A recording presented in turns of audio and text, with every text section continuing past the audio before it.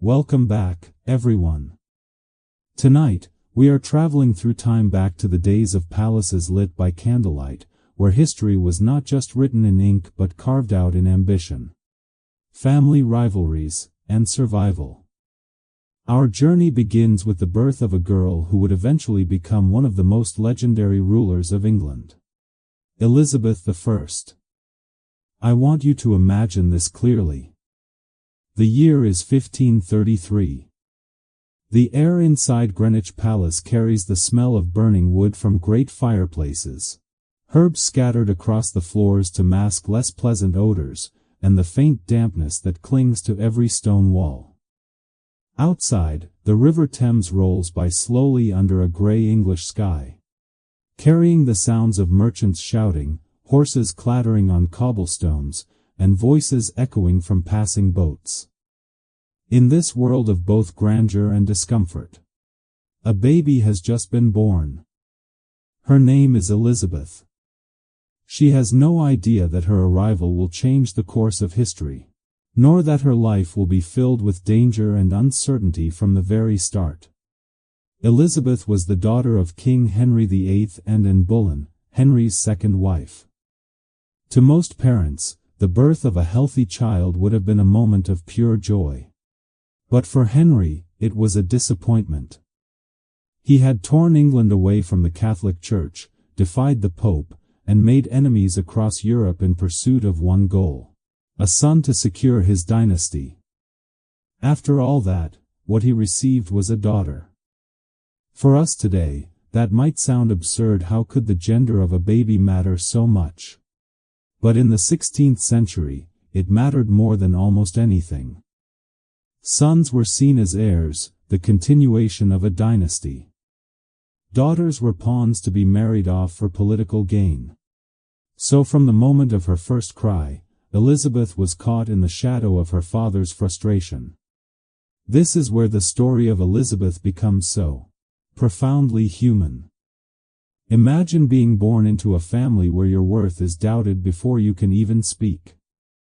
Her mother, Anne Boleyn, had risked everything to marry Henry. She was his great gamble, the woman for whom he had upended both religion and politics. Everyone expected her to give him the son he craved. Instead, she gave him Elizabeth, and named her daughter after both grandmothers, perhaps hoping to anchor her in family traditions, perhaps believing it was the safest choice. But even that could not soften Henry's disappointment. Let us pause here for a moment. It is easy to think of these events as distant, locked in history books. But if you strip away the crowns and palaces, what you see is something that many people today can relate to: the pain of failing to meet someone else's expectations. Elizabeth's arrival was not celebrated as it should have been. And in many ways, she grew up under the cloud of not being enough for her father. And yet, as history would prove, she turned that into her greatest strength. When others dismissed her, she learned to listen, to watch, and to adapt. Back at Greenwich, Elizabeth's early days were spent in a palace that was grand but far from comfortable. The floors were layered with straw rushes meant to soak up the dirt. Fires filled the halls with warmth, but also smoke that clung to the tapestries. Heavy fabrics on the walls could not keep out the English chill.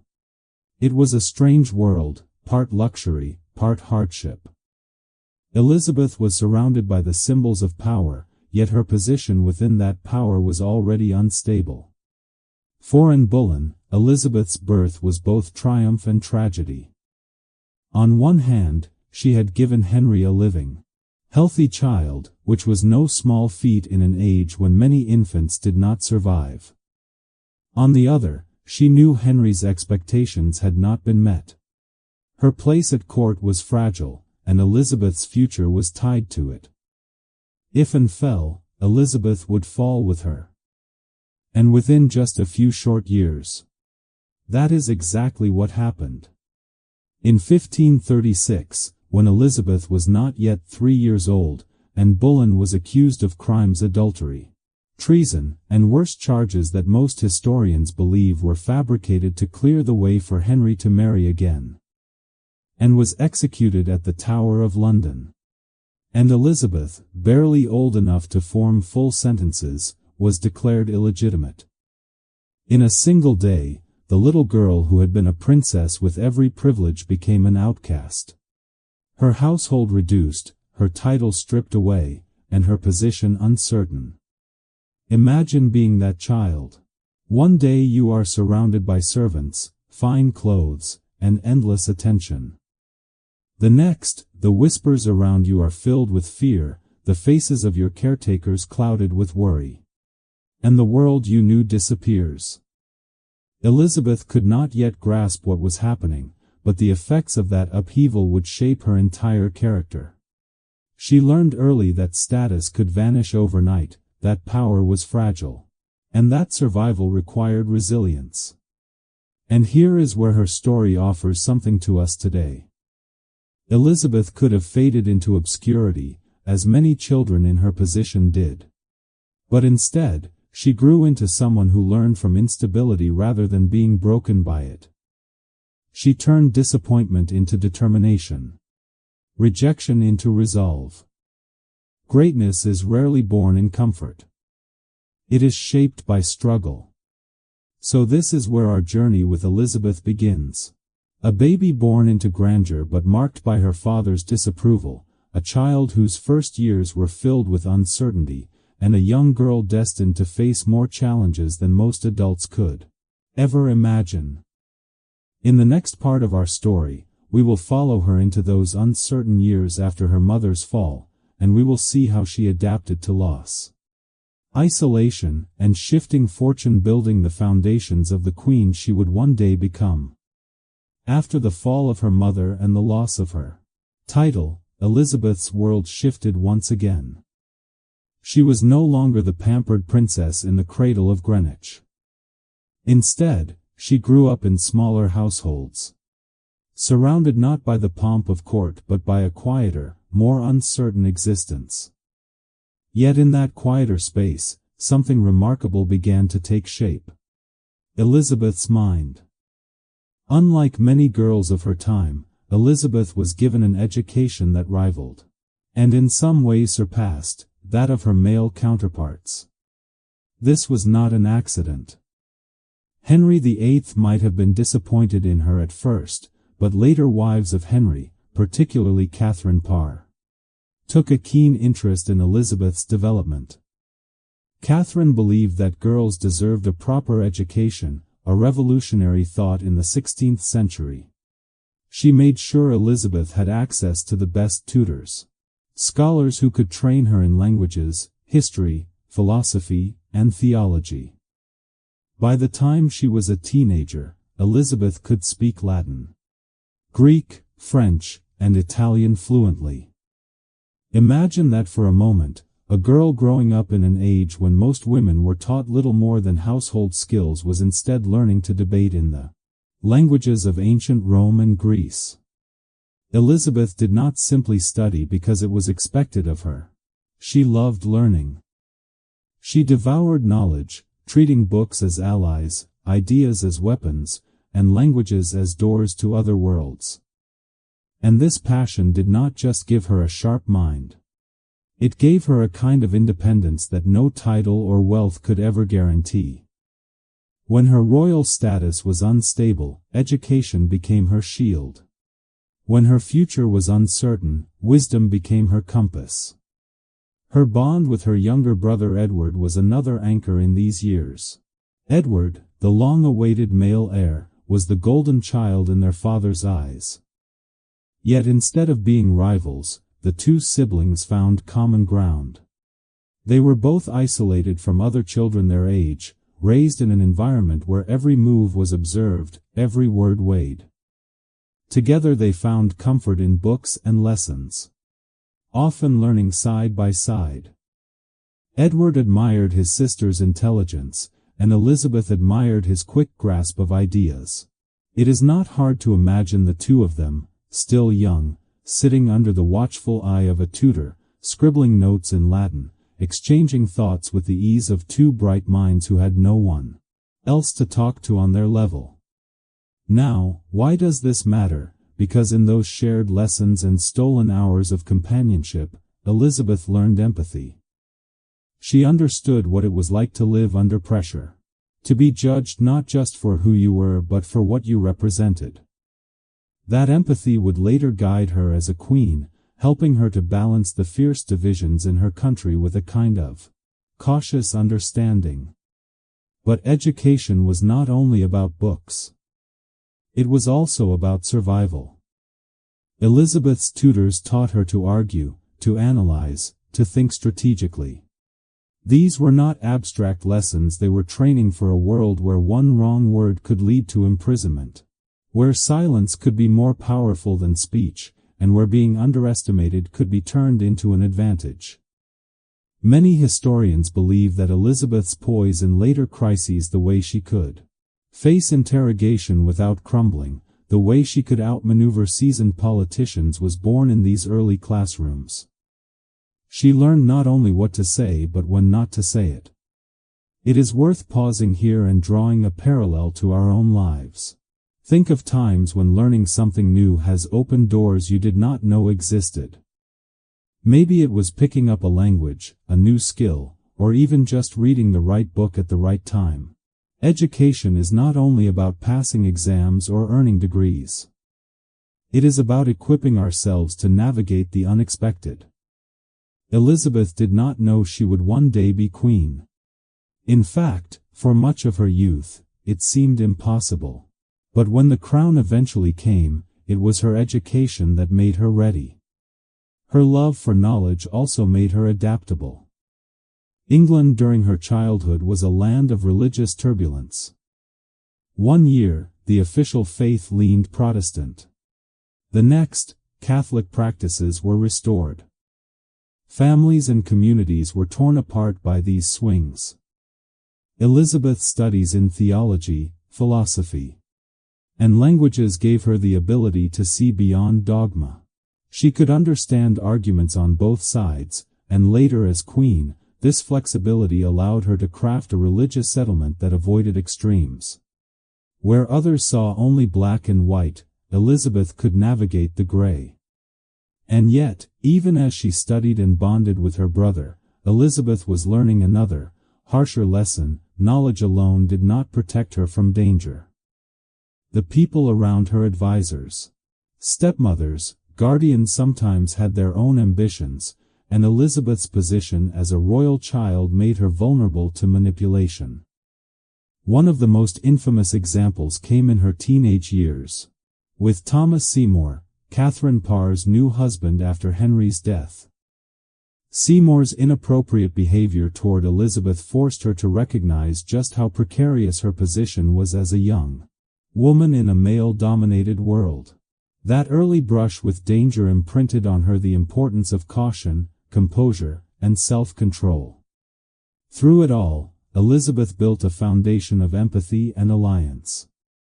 She connected with Edward in genuine friendship, showing that even in a court built on suspicion, trust could exist.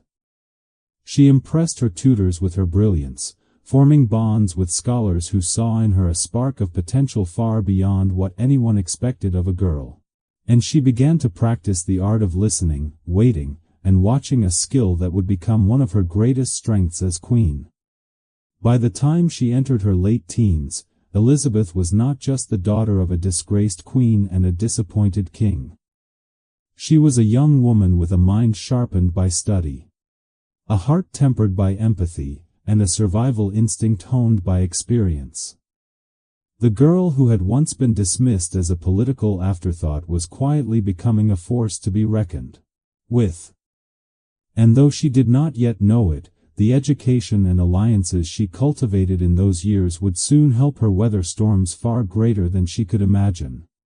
So when we think of Elizabeth's early years, we should not only see the shadows of her father's disappointment or the tragedy of her mother's execution. We should also see the glow of candlelight over her books, the laughter she shared with her brother during lessons, the determination in her eyes as she mastered a new language. These were not just childhood memories. They were the building blocks of a queen. The quiet preparation for a life that would demand every ounce of intelligence, resilience, and empathy she could muster. Elizabeth's youth of study and reflection eventually gave way to the storm of politics that engulfed her when her half-sister, Mary Tudor, took the throne. If Elizabeth's childhood had taught her resilience, her early adulthood would test it to the limit. She was no longer a child tucked away with her tutors. Now, she was a young woman in her 20s, standing in the middle of England's religious upheavals, surrounded by suspicion, fear, and enemies waiting for her to make one wrong move. When King Edward VI died in 1553, the throne passed not to Elizabeth but to Mary, the daughter of Henry VIII's first wife, Catherine of Aragon. Mary was deeply Catholic, and she had waited her entire life for this moment. She was determined to undo the Protestant reforms of her father and brother, to restore England to the Catholic faith.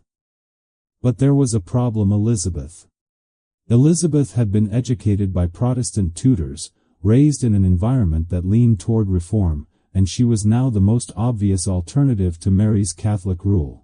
To many Protestants in England, Elizabeth was not just another royal. She was hope itself. This placed Elizabeth in a dangerous position. She was not openly rebelling, but she did not have to. Her very existence made her a target. Rebellions and conspiracies began to form, and Elizabeth's name was whispered among them as a figurehead, whether she had any involvement or not. One of the most notable was Wyatt's rebellion in 1554, a Protestant uprising against Mary's plan to marry Philip II of Spain. The rebels claimed they were protecting England from being swallowed by foreign Catholic influence. And naturally, rumors swirled that Elizabeth was secretly supporting them. Mary acted quickly. Elizabeth was summoned to court and questioned. For a young woman in her early 20s, the pressure must have been immense. Imagine standing in front of your sister, the Queen, accused of treason, knowing that a single word could be twisted into evidence against you. But Elizabeth showed the same discipline she had learned as a child in her lessons. She denied involvement calmly, clearly, without anger or fear. Her answers were measured, her face composed. It was a performance of survival. And it worked at least for a while. But suspicion did not disappear so easily. Elizabeth was eventually arrested and sent to the Tower of London. Think about that for a moment, the same fortress where her mother, Anne Boleyn, had been imprisoned and executed now held Elizabeth within its cold stone walls. The echoes of history must have haunted her. She knew what had happened to her mother. She knew what fate often awaited prisoners accused of treason. And yet, she endured. In her cell, Elizabeth was watched constantly, her correspondence monitored, her servants questioned. She survived not by lashing out, but by relying on her composure and her intelligence. She understood that Mary could easily have her executed, but she also knew that killing her sister would alienate many nobles who still respected the Tudor bloodline. Elizabeth's tactic was patience. She kept her words careful, her demeanor respectful, and she waited. What is striking here is how Elizabeth's survival strategy mirrors something many of us face in difficult environments. Sometimes the smartest move is not confrontation, but restraint. In a workplace, for example, when accusations fly or politics turn ugly, it is often those who observe carefully, who speak with precision, who manage to weather the storm. Elizabeth embodied that principle centuries before we had a name for it. Eventually, Mary released Elizabeth from the Tower, though she remained under watch at various country estates. But the danger never truly disappeared. Every rebellion, every rumor of dissent seemed to circle back to her. She was always one step away from disaster. And yet, she never gave Mary a concrete reason to act against her. She played the role of the dutiful sister, attending court when summoned, expressing loyalty, never openly defying Mary's Catholic restoration. All the while, inside, she was learning, watching who supported which policies, noting who could be trusted, and understanding how fragile power truly was. One of the most telling moments of this period is the way Elizabeth balanced honesty with ambiguity. When Mary questioned her about Wyatt's rebellion, Elizabeth insisted she knew nothing of it. And it seems she truly did not. But what mattered was not the truth, it was how convincingly she could present herself as harmless. Her strength was not just in knowledge or charm. It was in mastering appearances, in understanding that perception could mean the difference between life and death. This period also tested Elizabeth's empathy. She could see how fear consumed her sister. Mary was not simply a tyrant. She was a woman who had lived her entire life under pressure, denied legitimacy, denied love, and denied the crown until late in life. Elizabeth must have recognized in Mary some of the same scars she carried herself. But she also saw how those scars had hardened Mary into suspicion and cruelty. Perhaps this contrast taught Elizabeth what kind of queen she did not want to become. By the mid-1550s, Elizabeth had survived imprisonment, interrogation, and near execution. She had come face to face with the reality that her life could be taken from her at any moment, not because of her actions, but because of what she represented. And yet, she emerged stronger, more cautious, and more prepared for the future. The girl who once sat by candlelight with her tutors was now a woman who understood the deadly game of politics. And she had proven that she could play it as well as anyone. When we look at this chapter of her life, it is easy to focus on the fear and the uncertainty. But what stands out more is Elizabeth's resilience. She did not allow suspicion to break her. She did not allow confinement to silence her spirit. Instead, she endured with patience, cultivated her self-control, and turned survival into an art.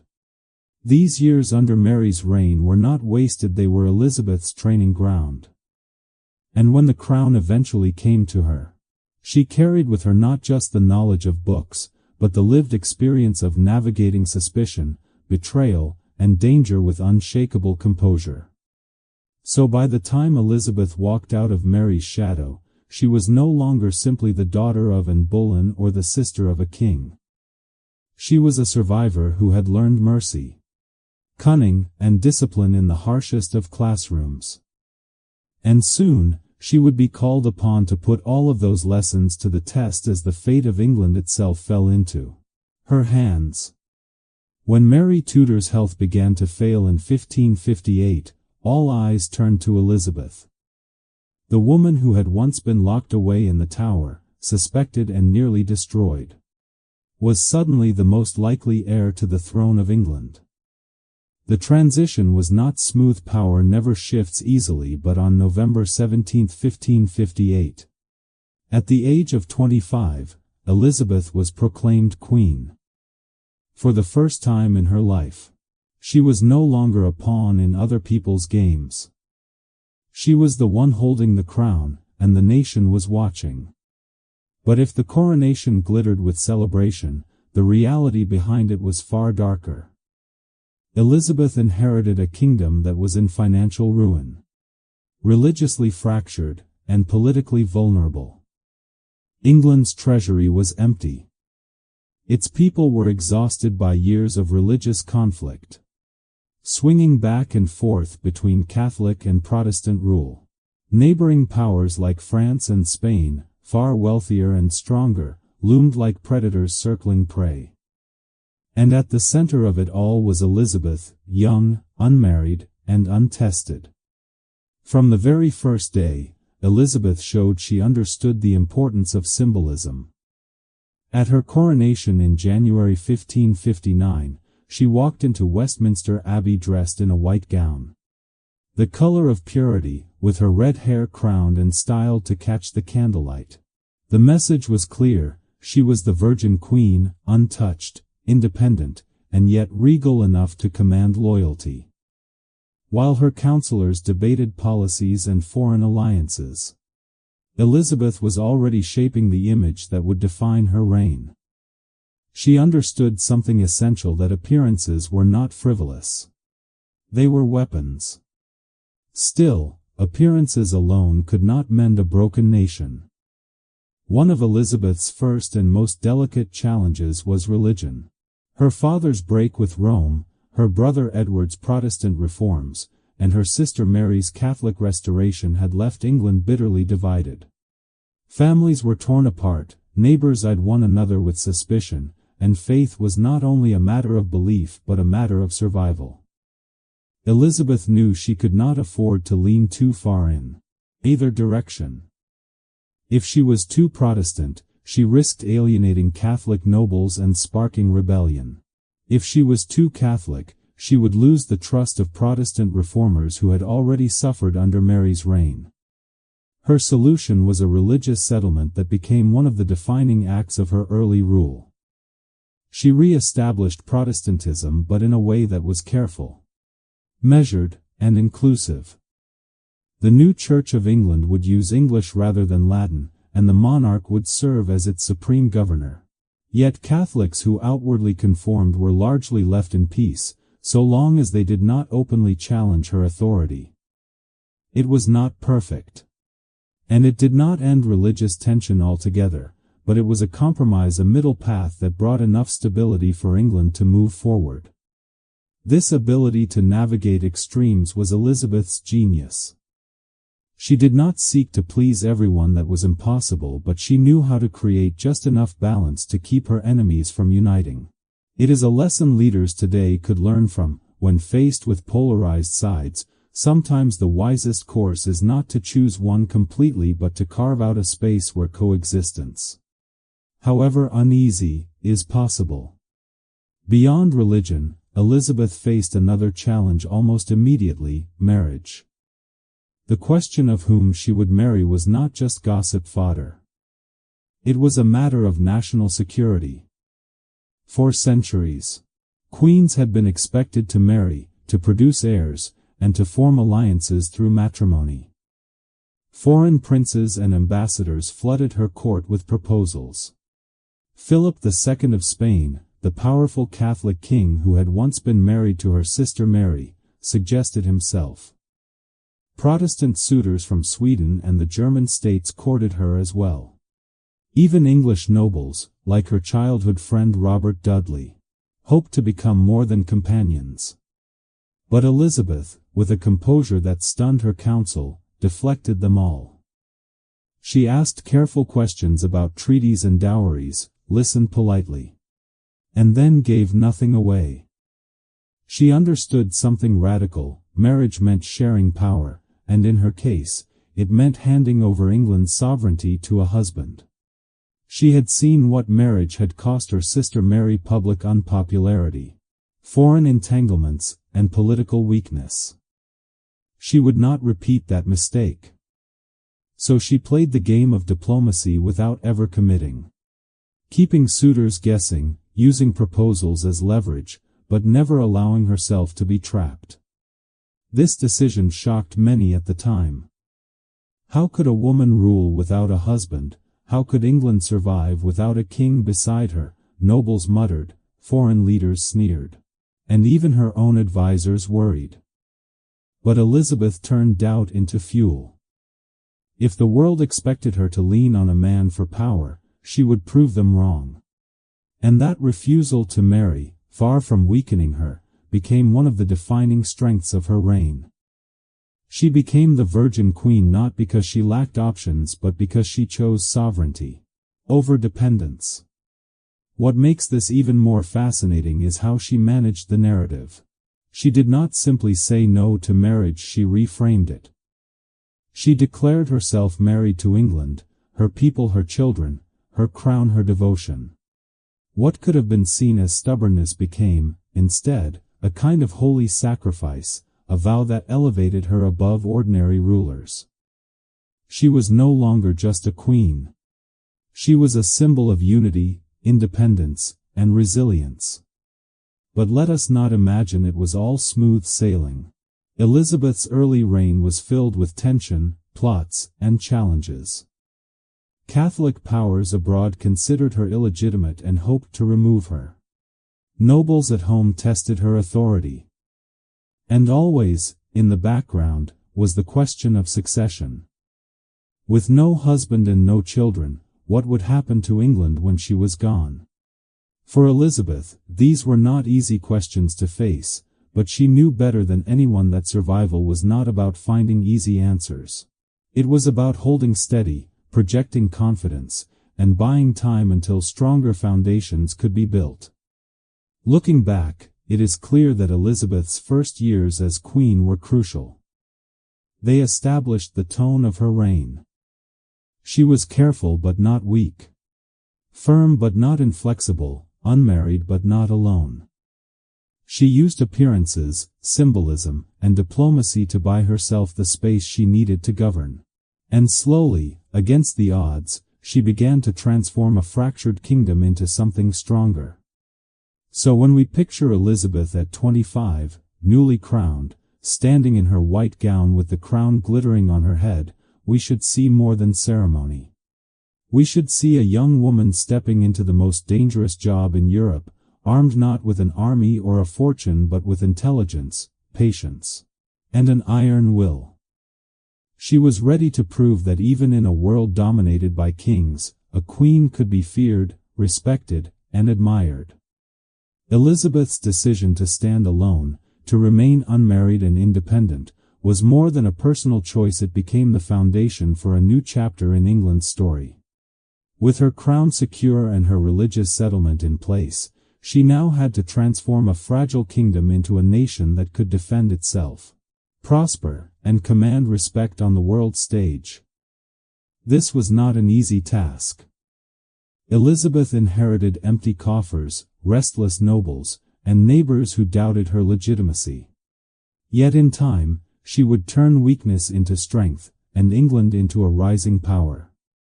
One of her most remarkable achievements was her ability to steer the nation through the stormy seas of religion. She had already introduced her religious settlement, striking a delicate balance between Catholic traditions and Protestant reforms. But enforcing that compromise required more than a royal decree. It required patience and political genius. In towns and villages across England, people still clung fiercely to their faith, and religious identity was not just about belief but about loyalty. Elizabeth understood this better than anyone. Instead of waging war against conscience, she insisted on outward conformity while allowing private worship to remain in the shadows. It was not tolerance in the modern sense, but in the 16th century it was revolutionary. It kept the peace, at least long enough for her government to stabilize, and it gave ordinary people a way to breathe. But if religion was one tightrope, foreign policy was another. Spain and France were the great powers of Europe, and both saw England as vulnerable. France supported Mary, Queen of Scots, who many Catholics believed had a stronger claim to the English throne. Spain, under King Philip II, resented Elizabeth's refusal to marry him and her Protestant faith. Both monarchs saw Elizabeth as a problem to be solved. For a young queen, barely in her 30s, it was an intimidating challenge. Elizabeth's answer was not to outmatch them with brute force that would have been impossible but to outthink them. She played Spain and France against each other, hinting at alliances, entertaining marriage proposals, and then backing away at the right moment. She kept her enemies guessing, never giving them certainty about her intentions. If diplomacy was a chessboard, Elizabeth was a master player, moving her pieces carefully, always several steps ahead. And then there was the question of Mary, Queen of Scots. Mary had returned to Scotland in 1561 after the death of her French husband, only to find her homeland a nest of Protestant lords unwilling to bow to a Catholic queen. Elizabeth watched her cousin's every move from across the border, wary of her charm and her claim to the throne of England. Over the years, Mary's presence became a magnet for conspiracy. Catholic plots, rebellions, and whispers of invasion all seemed to revolve around her. Elizabeth, cautious as ever, resisted the call to act too quickly. She hesitated for years, even when evidence mounted that Mary was at the center of schemes to overthrow her. But in the end, Elizabeth made the hardest choice of her reign. After the Babington Plot of 1586, when letters revealed Mary's involvement in plans to assassinate her, Elizabeth reluctantly signed the death warrant. Mary was executed in 1587, a decision that haunted Elizabeth for the rest of her life. She knew the cost of such an act. She was not just executing a rival. She was executing a fellow queen. Yet in that moment, Elizabeth proved she was willing to do what was necessary to secure her realm. It was an act of cold pragmatism, born not from cruelty but from survival. The following year, Elizabeth faced her greatest test yet, the Spanish Armada.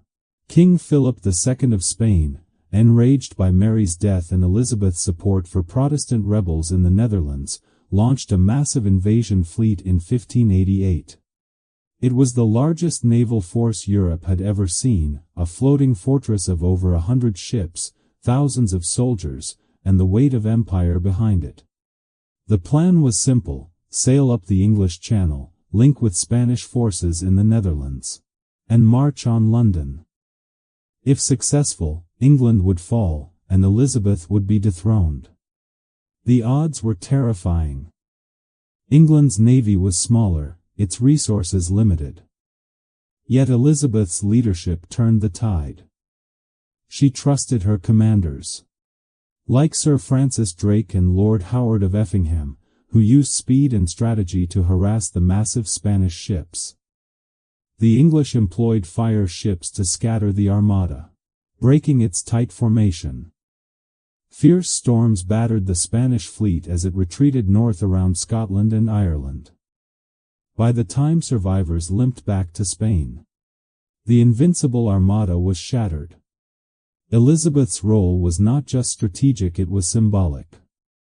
On the eve of battle, she rode out to address her troops at Tilbury, dressed in armor.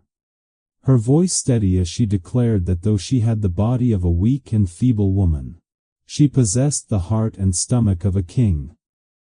Those words echoed across history, not just as a rallying cry but as a declaration of what her reign represented: strength, resilience, and defiance in the face of overwhelming odds.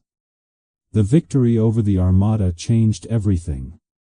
England was no longer seen as a vulnerable island but as a rising power. Elizabeth's navy, once an afterthought, was now a force to be reckoned with. Her captains, men like Drake and Hawkins, became legends, their names feared on the seas.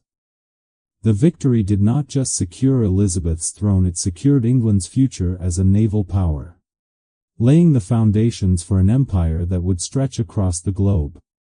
But what makes this chapter of Elizabeth's reign so fascinating is not just the battles won or the enemies defeated. It is the way she transformed weakness into strength. She did not rule with armies or endless wealth. She ruled with patience, with image, with strategy, and with an uncanny ability to understand the hearts of her people. When she spoke to them, they believed her. When she stood firm, they stood with her. And in that bond between queen and country, a new sense of English identity was born.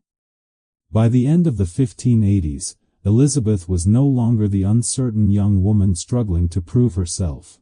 She was Gloriana, the Virgin Queen, the woman who had outmaneuvered kings and emperors, defeated the greatest armada the world had ever seen, and turned England into a power to be respected.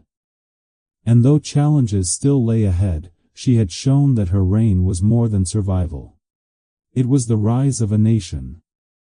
The defeat of the Spanish Armada was more than just a military victory, it was the turning point that gave England confidence in its future. With the immediate threat from Spain repelled, Elizabeth's reign entered a new phase, one marked not only by survival but by growth, exploration, and cultural brilliance. This was the moment when England began to lift its gaze beyond its shores and imagine itself as something more than a vulnerable island nation. Elizabeth's navy, forged in the fires of the Armada, did not return quietly to port. Instead, her captains pushed further into uncharted waters. Men like Sir Francis Drake, Sir Walter Raleigh, and John Hawkins carried England's flag across the Atlantic, raiding Spanish treasure fleets, establishing footholds in the New World, and opening trade routes that would eventually form the backbone of a global empire. At times, their actions were little more than piracy, but under Elizabeth's blessing, piracy became statecraft.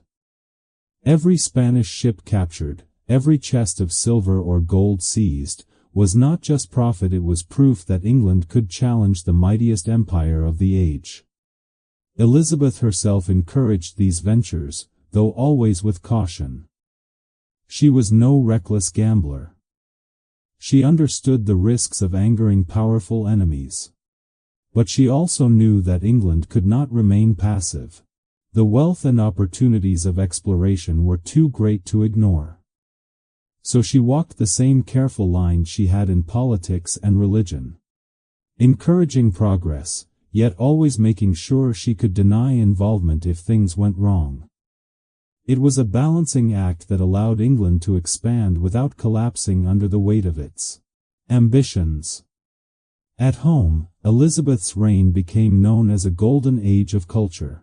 The court at Westminster and later at Greenwich transformed into a hub of art, music, and literature. The plays of William Shakespeare and Christopher Marlowe brought stories to life that still resonate today. Composers created music that filled Elizabeth's chambers with sounds of majesty and devotion. Painters captured her image in portraits that were not just likenesses but tools of propaganda, carefully crafted to project her as timeless, almost divine. Elizabeth understood the power of culture as deeply as she understood the power of politics. She knew that to secure her legacy, she needed more than battles and treaties, she needed stories, symbols, and images that would outlast her. Her portraits often showed her with elaborate gowns glittering with jewels, symbols of purity like pearls, or her hand resting on a globe, suggesting her dominion stretched across the world. These were not vanity projects. They were statements of identity. Every brushstroke was a reminder to her subjects and to foreign courts that she was not just a queen, she was an icon. Yet behind the glitter and the celebrations, Elizabeth was growing older. The girl dismissed by her father, the prisoner under her sister. The cautious young queen was now a woman in her 50s and 60s, still sharp, still commanding, but feeling the weight of years. Her refusal to marry, which had once been criticized as reckless, was now praised as wisdom. She had avoided entangling England in dangerous alliances, preserved her independence, and maintained the loyalty of her people. But the price was personal loneliness. She had no husband, no children, no heir of her own blood. Her marriage to England had been absolute, and it meant sacrificing the comforts of family life. Even so, Elizabeth never let her private sacrifices overshadow her public role. She worked tirelessly, reading reports, meeting ambassadors, and guiding her council. She surrounded herself with skilled advisors like William Cecil and later his son Robert, men she trusted to manage the machinery of government while she remained the face and spirit of the monarchy. She listened to them, but always made the final decision herself. This was her reign, her vision, and she would not let anyone else define it. As the years passed, the world began to see England differently. No longer the weak and fractured kingdom she had inherited, it was now a nation with a growing navy, expanding trade, and a cultural life that rivaled any court in Europe. Elizabeth's image as the Virgin Queen became more than a clever piece of propaganda, it became a symbol of stability and unity. While kings and princes across the continent fell to assassinations, revolutions, or bankruptcy, Elizabeth endured. When she died in 1603, at nearly 70 years old, she left behind a country transformed. She had not built an empire in the modern sense that would come later under the Stuarts and beyond, but she had laid the foundation. She had secured the seas, fostered exploration, and given England the confidence to dream beyond its borders. More importantly, she had given her people something intangible but priceless: identity. Under Elizabeth, the English began to think of themselves not just as subjects of a kingdom, but as part of a nation that could stand against the greatest powers of the world. Her reign was not perfect. She faced rebellions, conspiracies, and economic struggles. She had moments of hesitation and moments of cruelty. But her greatness did not come from perfection, it came from persistence. She succeeded because she learned from her mistakes, surrounded herself with able counselors, and placed England's needs above her own. And for that, history remembers her not as a disappointment, not as a victim, but as Gloriana, the Queen who turned fragility into power and left a legacy that still echoes today. Elizabeth may have defeated the Armada and established herself as a powerful monarch.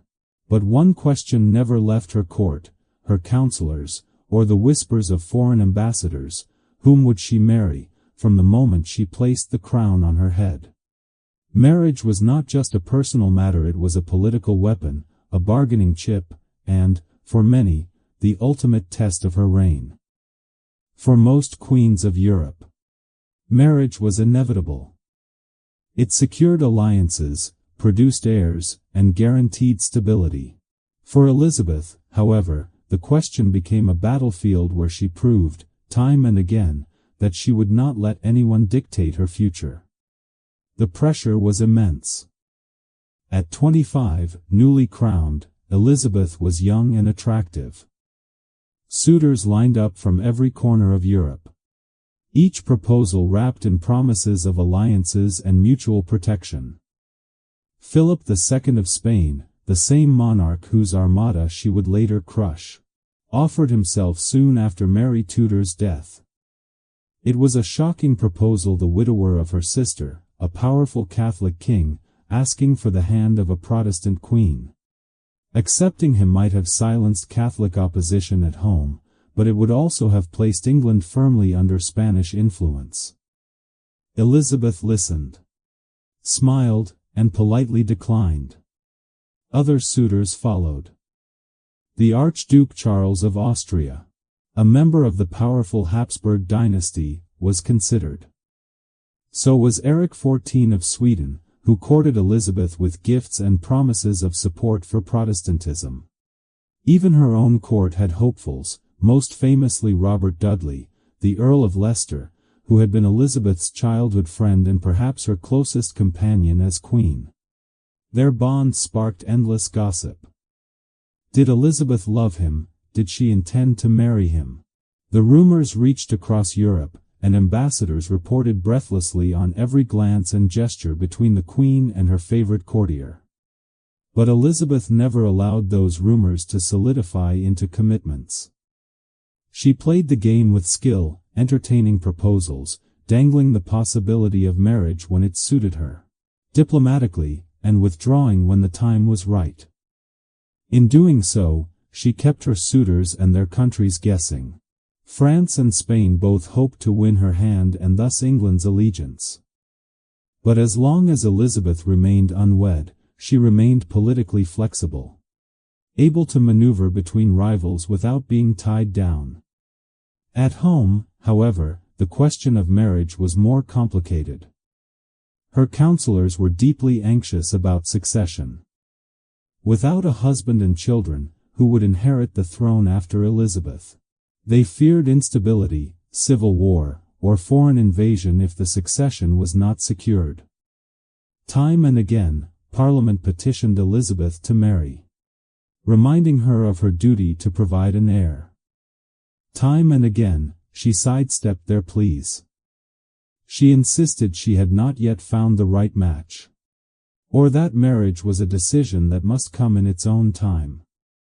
Behind her careful words, though, she had already made up her mind. She would not marry, not for love, not for politics, not for duty. Why? The reasons were layered. Part of it was personal. Elizabeth had seen firsthand the dangers of marriage for women in power. Her own mother, Anne Boleyn, had been elevated to queen only to be executed within 3 years. Her sister Mary's marriage to Philip II of Spain had made her deeply unpopular, fueling resentment that weakened her reign. Elizabeth understood that taking a husband meant sharing power, and perhaps losing it altogether. She could not risk being overshadowed, manipulated, or used as a tool for another's ambitions. Part of it was also practical.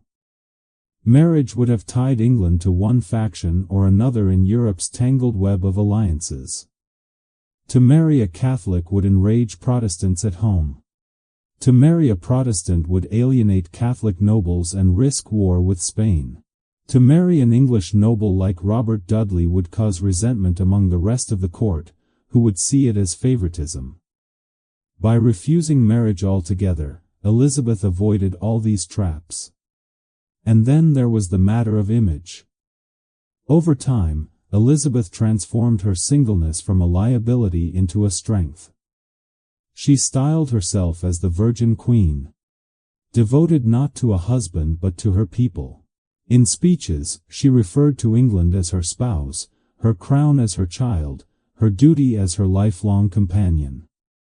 This rhetoric turned what might have been seen as failure, her refusal to marry, into a kind of sacred vow. The people admired her not for being incomplete but for being entirely theirs. Of course, the personal side of this decision was far more complicated. Elizabeth was human. She may have loved Robert Dudley, or at least felt for him something deeper than friendship. The scandal surrounding the death of his wife, Amy Robsart, in 1560 made marriage to him impossible. But it did not erase their bond. For Elizabeth, choosing not to marry did not mean she was immune to loneliness or longing. It meant she chose her crown over her heart, her country over her personal happiness. This is one of the most remarkable aspects of her reign. The way Elizabeth turned sacrifice into strategy. She gave up the possibility of family life, of a husband and children, and instead crafted an identity that elevated her above the expectations of her time. While other monarchs ruled with partners at their side, Elizabeth ruled alone and made that solitude into a source of mystique and authority. In the end, the marriage question never disappeared. It haunted her reign from beginning to end, resurfacing whenever a crisis arose. But Elizabeth never wavered. By staying single, she not only preserved her sovereignty but also reshaped what it meant to be a woman in power. She proved that a queen did not need a king to legitimize her. She proved that her authority, her intelligence, and her will were enough. So when we think of Elizabeth's refusal to marry, we should not see it simply as stubbornness or fear. We should see it for what it was, a bold, radical act of independence in a world that doubted women's ability to rule alone. It was her clearest statement of defiance, the choice that defined her reign as much as any battle or treaty. And in that choice, she carved her place in history not as the wife of a king, but as a sovereign in her own right. The Virgin Queen whose loyalty was not divided, whose power was not shared, and whose heart belonged entirely to England. Elizabeth's decision to remain unmarried was bold, but it was only one part of the puzzle. The greater challenge, the one that could make or break her reign, was religion. Few things divided England more deeply than faith. For decades, the kingdom had been pulled back and forth between Catholicism and Protestantism. Under Henry VIII, England broke with Rome. Under Edward VI, Protestant reform spread widely. Under Mary Tudor, Catholic traditions were restored with a vengeance. And hundreds of Protestants were burned at the stake. By the time Elizabeth became queen, the country was spiritually exhausted, and loyalties were dangerously split. Elizabeth understood that her first priority was to settle the religious question, not just for political convenience but for survival. She herself leaned toward Protestantism. Her education, her tutors, and her worldview had all been shaped by reformist ideas. But she also understood the danger of going too far, too fast. If she pushed Protestantism aggressively, she risked alienating Catholic nobles at home and provoking Catholic powers abroad, particularly Spain and France. If she leaned too much toward Catholicism, she would lose the support of the Protestants who had already endured years of persecution under Mary. Her solution was not compromise in the weak sense of the word, but compromise as strategy. In 1559, Elizabeth introduced what became known as the Elizabethan religious settlement. It was a carefully crafted middle way, designed to bring stability without demanding absolute conformity. The settlement consisted of two main acts: the Act of Supremacy and the Act of Uniformity. The Act of Supremacy re-established the independence of the Church of England, declaring Elizabeth as its supreme governor. Notice that she chose the title governor rather than head. This was deliberate. Her father had called himself supreme head, but Elizabeth avoided language that might appear too radical or offensive to traditionalists. The Act of Uniformity required the use of the Book of Common Prayer in church services, reinstating Protestant worship but retaining certain Catholic-style rituals to reassure the more conservative faithful. What this created was a church that looked, on the surface, familiar to Catholics but was fundamentally Protestant in theology. Priests still wore vestments. Churches still used altars. But the Bible was read in English, and the authority of Rome was gone. This careful balance allowed people who valued tradition to feel comfortable, while also satisfying reformers who wanted scripture and worship accessible to ordinary believers.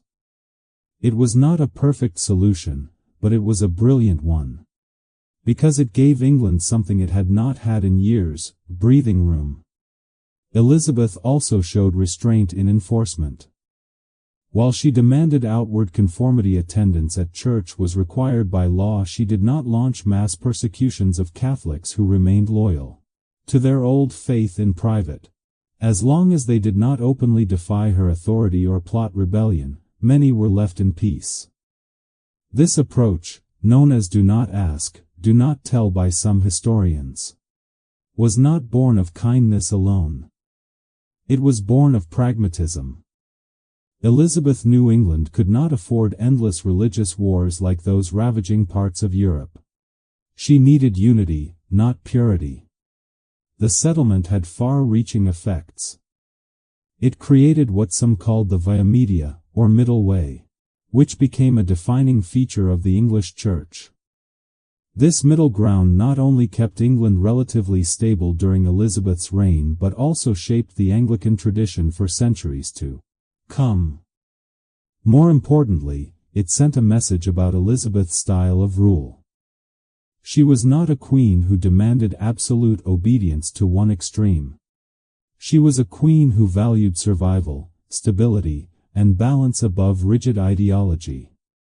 Of course, not everyone was satisfied. Hardcore Protestants, known as Puritans, criticized the settlement for not going far enough. They wanted to strip away all traces of Catholic tradition and create a pure Protestant church. On the other side, Catholic loyalists saw Elizabeth's settlement as heresy, a betrayal of Rome and the Pope. For Elizabeth, this tension was a constant reality. But her genius was in holding the center. She resisted pressure from both sides, knowing that bending too far would topple the delicate balance she had built. It is worth pausing to see how modern this thinking feels. Even today, leaders are often caught between polarized factions, each demanding total loyalty. Elizabeth's ability to walk the line, to say enough for stability but not enough to destroy unity, is a lesson in leadership that feels timeless. She knew she could not please everyone, so she did not try. Instead, she focused on preventing chaos, understanding that sometimes the role of a ruler is not to deliver perfect justice but to maintain fragile peace. The settlement also played a crucial role in strengthening Elizabeth's image abroad. By defining England as Protestant but not radical, she made alliances with Protestant states possible while not provoking immediate all-out war with Catholic powers. Spain and France still eyed her with suspicion, but her moderation gave her breathing space, buying time until England was strong enough to defend itself. Over the years, this careful balancing act paid off. England did not collapse into civil war like France, where Catholics and Huguenots slaughtered each other in the streets. Nor did it fall under the weight of religious authoritarianism, as in Spain. Instead, under Elizabeth, England became a place where compromise, however uneasy, allowed progress. Exploration thrived. Trade expanded. Literature and art flourished. The kingdom, though still divided in private belief, was united enough to survive and even grow. For Elizabeth personally, the settlement was also a declaration of authority. By positioning herself as the supreme governor of the Church, she reinforced the idea that she was not just a queen in name but in every sense the head of her people's spiritual and political life. In an era when women were expected to defer to men, Elizabeth claimed spiritual leadership as her own. She did it cautiously, with titles chosen to soften the blow, but she did it nonetheless. And in doing so, she rewrote the rules of female power in a way no queen before her had managed. By the 1570s, cracks would begin to show. The Pope excommunicated Elizabeth in 1570, effectively declaring her illegitimate and encouraging Catholics to disobey her. Catholic plots, rebellions, and foreign threats would challenge her settlement again and again. But for more than a decade after her coronation, the religious question was quiet enough for her to strengthen her throne, stabilize her nation, and give England the chance to rise. Elizabeth's settlement reminds us that sometimes leadership is not about grand victories or sweeping reforms. Sometimes it is about survival, about finding the narrow path between extremes and walking it with steady steps. In the England of the 16th century, where faith could ignite wars and tear nations apart, Elizabeth's middle way was nothing less than revolutionary. If the Elizabethan settlement had given England temporary stability, there was still one shadow Elizabeth could never quite escape. Her cousin, Mary, Queen of Scots. Mary was not just another monarch across the border. She was a Catholic queen with Tudor blood, a woman whose very existence posed a threat to Elizabeth's throne. For decades, Mary would be at the center of conspiracies, rebellions, and political storms, and her rivalry with Elizabeth became one of the defining dramas of the 16th century. Mary's story began in Scotland, where she became queen as an infant. Raised in France and married to the French Dauphin, she returned to Scotland a widow at just 19. Beautiful, charming, and Catholic, Mary seemed destined to capture hearts. But Scotland was no easy kingdom. Its powerful Protestant lords distrusted her, and its politics were vicious. Elizabeth, watching from London, must have felt both wary and curious. Mary was everything Elizabeth was not. Openly Catholic, married young, and, most importantly, a potential alternative for those who doubted Elizabeth's legitimacy as Queen of England. For Catholic Europe, Mary represented hope. To them, Elizabeth was the illegitimate daughter of Anne Boleyn, a heretic who had no right to the throne. Mary, on the other hand, descended directly from Henry VII's line through Margaret Tudor, Elizabeth's grandmother. To many, she had the stronger claim. That claim was like a spark in dry straw, waiting for the right moment to ignite. At first, Elizabeth tried diplomacy. She suggested friendship, even entertained the possibility of recognizing Mary's claim to succession if she married wisely. But Mary's choices complicated everything. Her second husband, Henry Stuart, Lord Darnley, was himself of Tudor blood, and their marriage united two potential claims to the English throne. For Elizabeth, this was alarming. A single child from that union could overshadow her legitimacy entirely. And then came the scandal. In 1567, Darnley was murdered in Edinburgh under circumstances so shocking they seemed pulled from a play. His house was blown up. His body found strangled in the garden. Suspicion quickly fell on James Hepburn, Earl of Bothwell, who, in a twist that stunned even Mary's supporters, married her just months after the crime. To Elizabeth, this was not just poor judgment, it was political suicide. Across Scotland, nobles rebelled against Mary, accusing her of complicity in Darnley's death. Within a year, she was forced to abdicate in favor of her infant son, James VI, and fled across the border into England. It was then that Elizabeth faced the most difficult decision of her reign. Mary arrived at her doorstep, asking for sanctuary, pleading for her cousin's help in regaining her throne. What was Elizabeth to do? On one hand, Mary was family. On the other, she was a rival with a claim that could inspire rebellion. Elizabeth chose a middle path. She treated Mary with courtesy and respect but kept her under house arrest. A queen in name, Mary became a prisoner in England, and she would remain so for the next 19 years. At first glance, this might seem merciful. Elizabeth could have executed Mary immediately, removing the threat once and for all. But Elizabeth was cautious. She understood the risks of killing a crowned queen. To strike down Mary would set a dangerous precedent. It might encourage her enemies to do the same to her.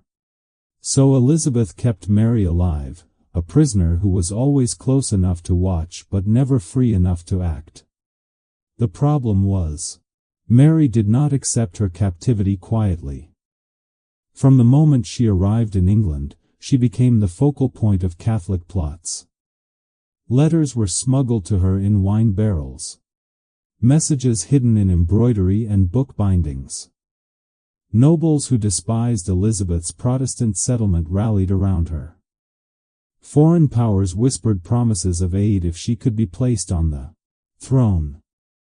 And though Elizabeth resisted executing her, each new conspiracy made Mary's presence more dangerous. The most serious came in 1586, with the Babington plot. Anthony Babington, a young Catholic gentleman, conspired with foreign agents to assassinate Elizabeth and place Mary on the throne. Secret letters, written in code, passed between Babington and Mary. Elizabeth's spymaster, Sir Francis Walsingham, intercepted them, patiently gathering evidence until Mary's complicity was undeniable. For years, Elizabeth had resisted. But now, with proof in hand, she could no longer delay. Even then, Elizabeth agonized. Signing Mary's death warrant was the hardest decision of her life. She delayed for months, searching for alternatives, hoping for some miracle that would allow her to avoid it. To execute Mary meant being remembered as the queen who killed her own cousin, the queen who spilled royal blood. It was a step Elizabeth dreaded to take, but in the end, survival demanded it. On February 8, 1587, Mary was executed at Fotheringhay Castle. She met her death with dignity, dressed in crimson, the color of Catholic martyrdom. For Elizabeth, the news was bittersweet. She had removed her greatest rival, but she knew she had crossed a line from which there was no return. The execution shocked Europe, enraged Catholic monarchs, and deepened the divide between England and Spain. Yet it also ended decades of uncertainty. The threat within her own borders was gone. Mary's story is one of tragedy, but it is also a mirror for Elizabeth's resilience. Where Mary was impulsive, Elizabeth was cautious. Where Mary acted with passion, Elizabeth acted with calculation. History remembers Elizabeth as the survivor, the queen who endured, while Mary became the romantic figure, the queen who lost everything through ambition, scandal, and miscalculation. In the end, Mary's greatest legacy was not her claim to England's throne but her son. James VI of Scotland would one day inherit Elizabeth's crown, uniting England and Scotland under one monarch. In that sense, Mary's bloodline achieved what she herself could not. But it was Elizabeth's judgment, her discipline, and her willingness to make the hardest choices that ensured England survived long enough to see that union. Mary, Queen of Scots, may have haunted Elizabeth's reign, but she also sharpened it. Each plot, each conspiracy, each moment of danger forced Elizabeth to refine her skills, to balance mercy with pragmatism, and to hold her throne more tightly. Their rivalry was a tragedy for one and a triumph for the other, but together, their intertwined fates shaped the destiny of Britain itself. By the late 1580s, Elizabeth had survived more than 2 decades on the throne, but the greatest test of her reign was still ahead. The execution of Mary, Queen of Scots, in 1587 had solved one problem but created another. For Catholic Europe, Mary's death was an outrage. For King Philip II of Spain, it was a personal insult. Elizabeth had executed a Catholic queen and continued to support Protestant rebels in the Netherlands against his rule. The tension that had simmered for years now erupted into open conflict, and Philip prepared an answer so massive that it would be remembered as one of the greatest military threats England ever faced: the Spanish Armada. Spain was the most powerful empire of the age. Its vast colonies in the Americas poured gold and silver into Philip's treasury. Its armies were seasoned, its navy immense. Against such a force, England seemed fragile. Yet Philip was convinced this was the moment to strike. His plan was simple but bold: send a fleet of more than 130 ships up the English Channel, rendezvous with his army in the Netherlands, and then ferry 30,000 troops across the Channel to invade England. Once landed, they would march on London, overthrow Elizabeth, and restore Catholic rule. In Philip's mind, it was the will of God. For Elizabeth and her counselors, the danger could not have been clearer. If the Spanish succeeded, her reign would end in disaster, and England would become a Spanish vassal. But Elizabeth was not a woman to cower before the storm. Instead, she prepared her nation with the same blend of caution and confidence that had defined her rule. Her spymaster, Francis Walsingham, had already provided intelligence about the Armada's preparations. Shipyards in Spain were building day and night. Supplies were being stockpiled, soldiers recruited. England had time to prepare, but only just. The English navy was smaller, but it had advantages. Under leaders like Sir Francis Drake, Lord Howard of Effingham, and John Hawkins, the fleet was fast, maneuverable, and crewed by sailors hardened by years of raiding Spanish ships. Elizabeth's captains understood that they could not meet the Armada head-on in traditional battle. Instead, they would use speed, firepower, and cunning tactics to wear the Spanish down. In July 1588, the Armada appeared off the coast of England. Imagine the sight: over 100 towering galleons and supply ships stretched across the horizon. Sails billowing, crosses painted on flags, cannon ports ready for war. To the English watching from the cliffs, it must have looked like an unstoppable wall of power. And yet, within days, the myth of Spanish invincibility began to crumble. The English harried the Armada as it sailed up the Channel, using smaller, faster ships to dart in, fire, and retreat before the lumbering Spanish galleons could respond. At the Battle of Gravelines, they unleashed fire ships' vessels set ablaze and sent drifting into the tightly packed Spanish formation. Panic spread. Chains broke, and the Armada scattered. Storms and unfavorable winds added to Spain's misery. By the time the Armada retreated north around Scotland and Ireland, it was a shattered force. Less than half of the fleet returned home. The invincible Armada had been humbled. But perhaps the most enduring image of this victory is not of ships or storms but of Elizabeth herself. At Tilbury, where English troops gathered to defend against invasion, she rode out to address them in person. Dressed in armor, mounted on a white horse, she delivered words that would echo through history. She knew she had the body of a weak and feeble woman. She said, but she possessed the heart and stomach of a king, and a king of England too. The speech electrified her soldiers. In that moment, Elizabeth became not just a queen but a symbol, embodying the courage and resilience of her nation. The defeat of the Armada was more than a military triumph.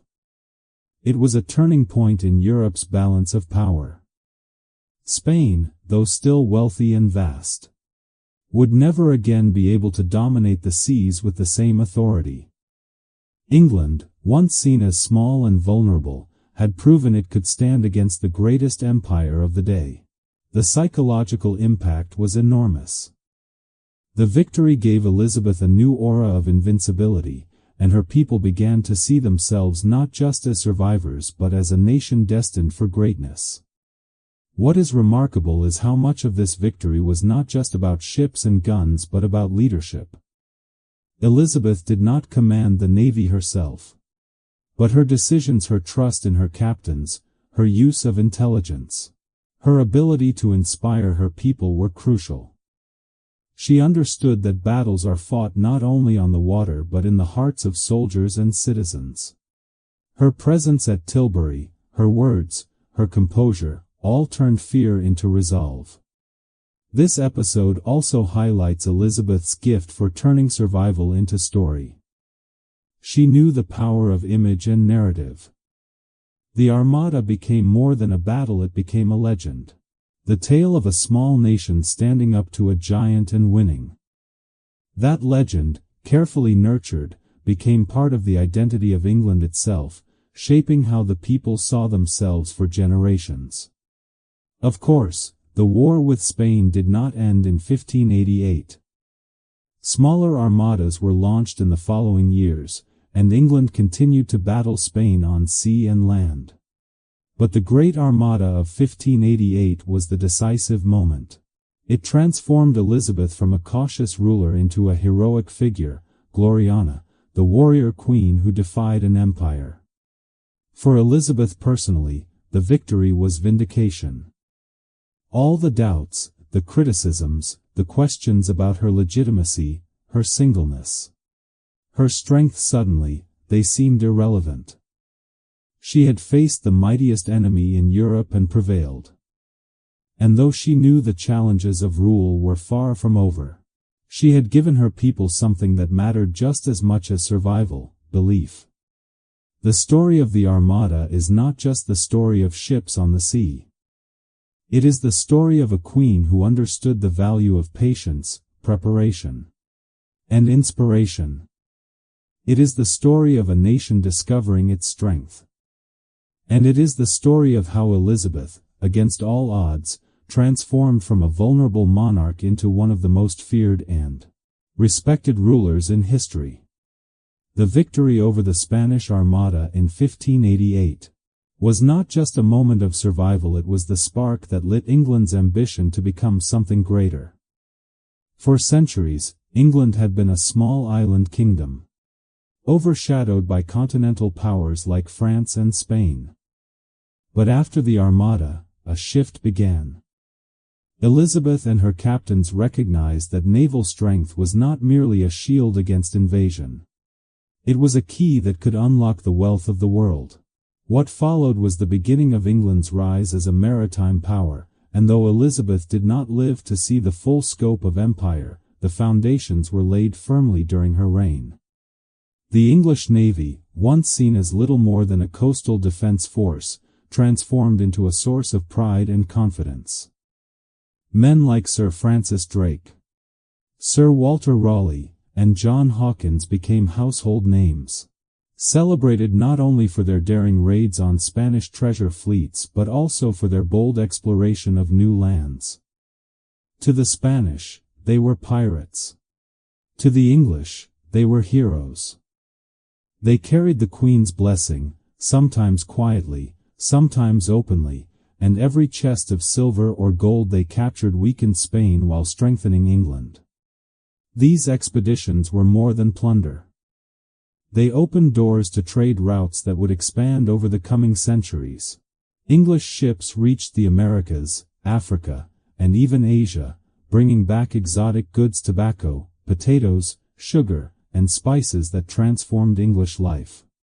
The seas became highways of opportunity, and for the first time, England began to imagine itself not just as a European kingdom but as a player on the global stage. Elizabeth's support of these ventures was cautious but clever. She was careful never to overcommit resources to risky adventures. But she understood the importance of encouraging enterprise. Raleigh's attempt to establish a colony in the New World Roanoke, the so-called Lost Colony, was a failure. But it was also a vision of what could be. The dream of planting English settlements across the ocean was born under Elizabeth, even if it would take later monarchs to bring it fully to life. At home, the Navy's successes created a new sense of identity. Englishmen began to see themselves as seafarers, defenders of Protestant liberty, and challengers of Spanish dominance. The songs, poems, and stories of the time celebrated not just the Queen but the daring sailors who risked their lives on the open seas. When people spoke of England, they no longer spoke only of green fields and castles, they spoke of ships, oceans, and horizons waiting to be conquered. Elizabeth, ever the master of image, used this to her advantage. She elevated the captains of her navy to the status of legends, rewarding them with titles and honors, while also making sure their glory reflected back onto her. When Drake circumnavigated the globe, she knighted him aboard his ship, turning his triumph into a royal spectacle. When Raleigh dazzled the court with tales of the New World, she encouraged the idea that his vision was inseparable from her reign. The achievements of her captains were folded into the myth of Gloriana, the Virgin Queen who ruled not just England but the seas themselves. Yet this expansion was not without its darker side. The same voyages that brought wealth and discovery also laid the groundwork for the transatlantic slave trade.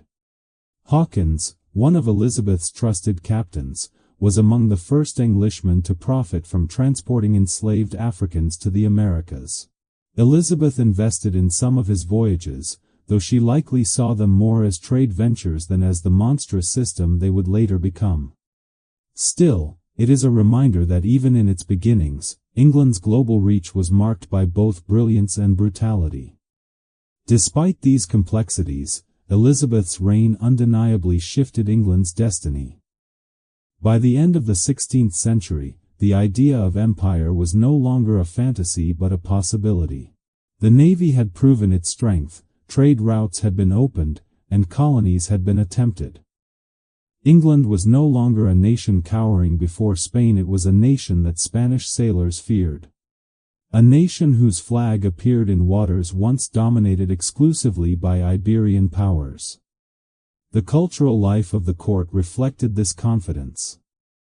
Explorers were celebrated in plays, poems, and pageants. Maps were decorated with English ships sailing proudly across vast oceans.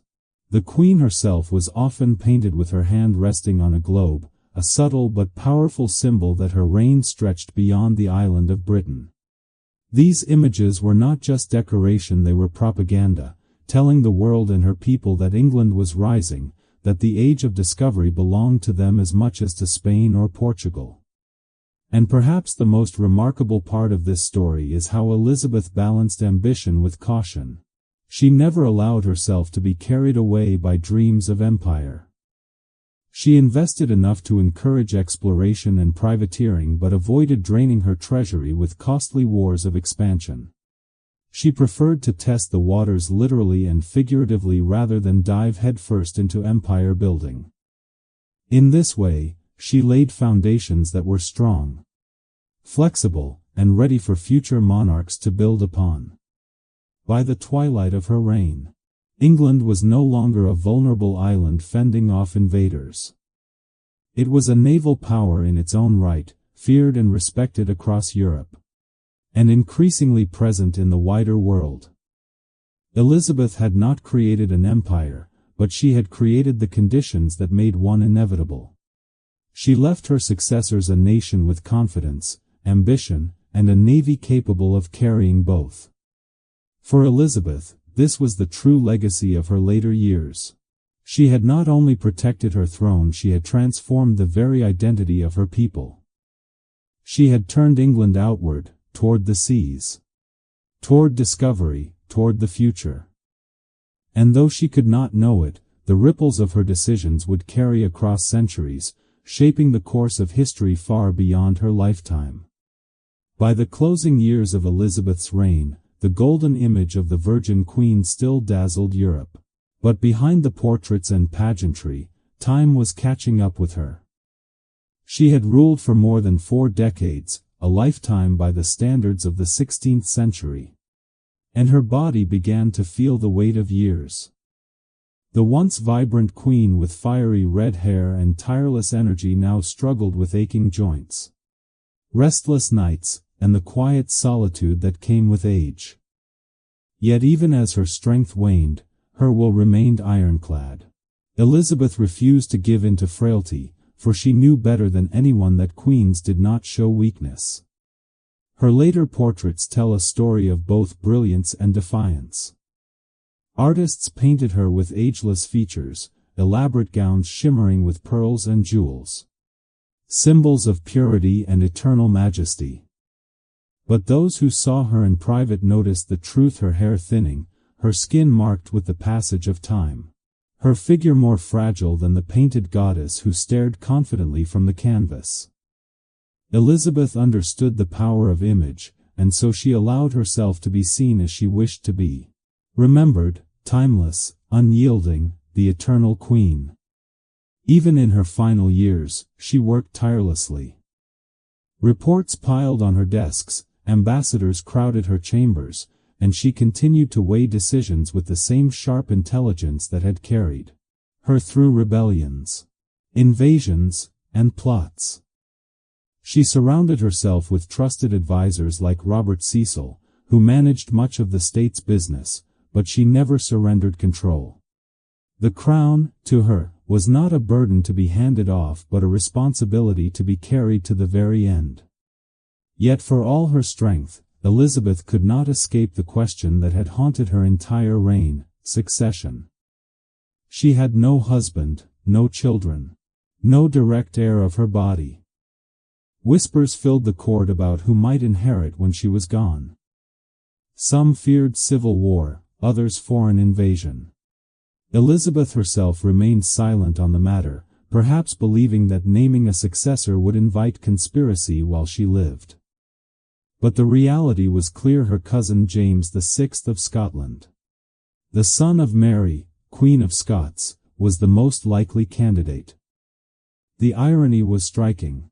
The woman Elizabeth had executed for being a threat to her throne had given birth to the very man who would wear her crown. In early 1603, Elizabeth's health declined rapidly.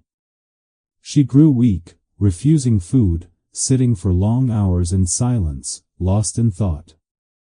Those who served her begged her to rest. But she resisted.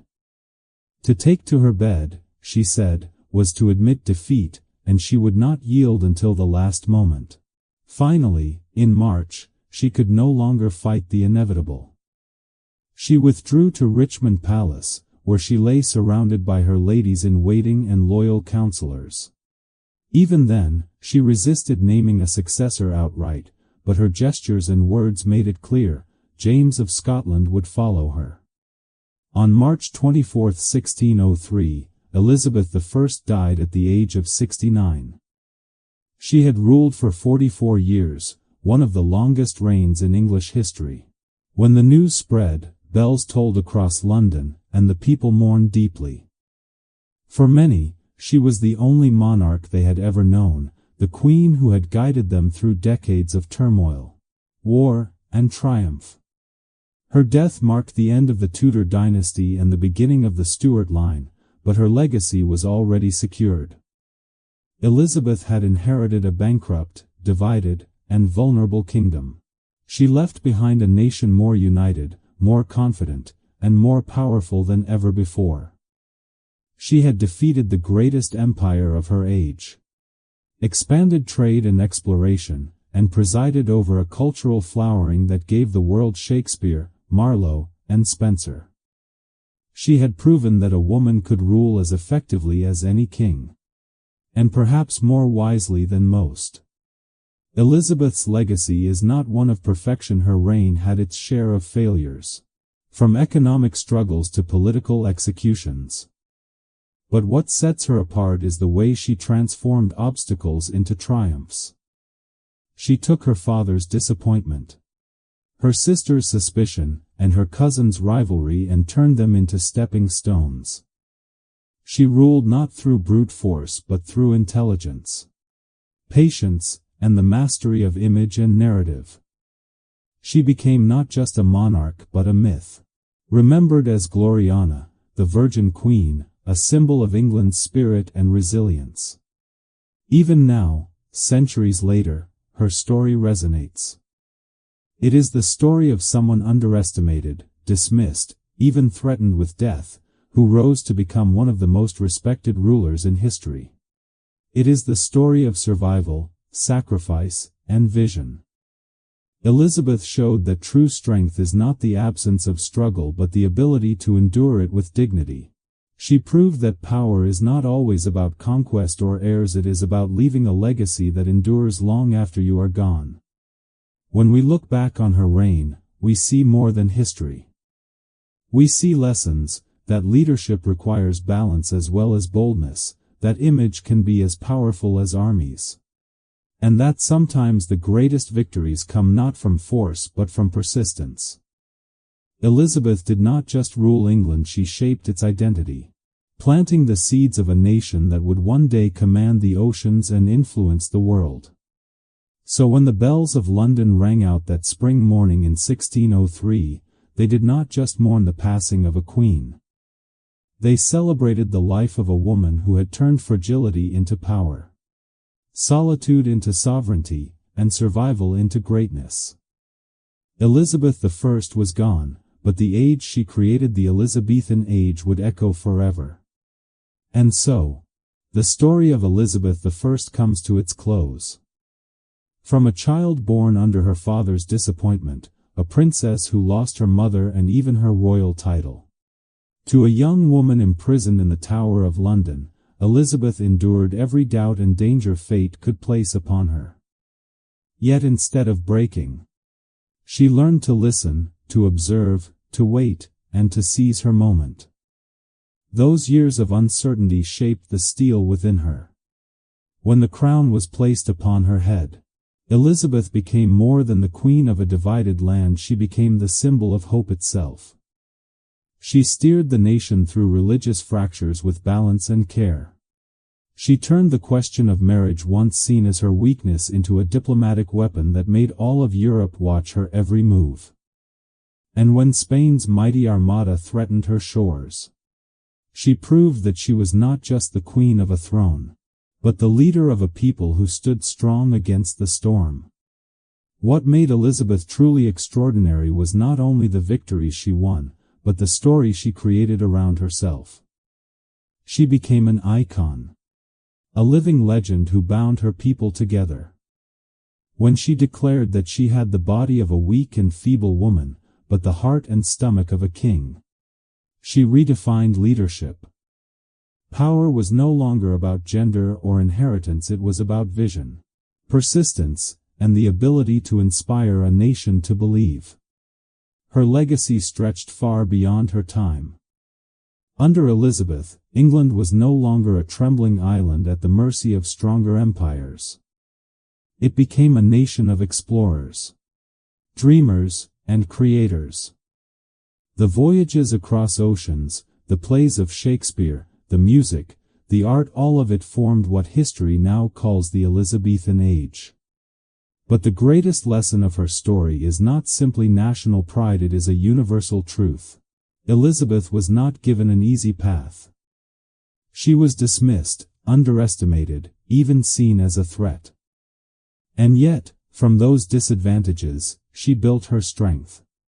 She showed that true power lies not in swords or armies, but in patience, wisdom, and an unshakable belief in one's destiny. And perhaps that is the message her life leaves us today. No matter where you start, no matter the doubts or pressures you face, history is not only written by those born with privilege. It is also written by those who dare to transform weakness into strength, and challenge into opportunity.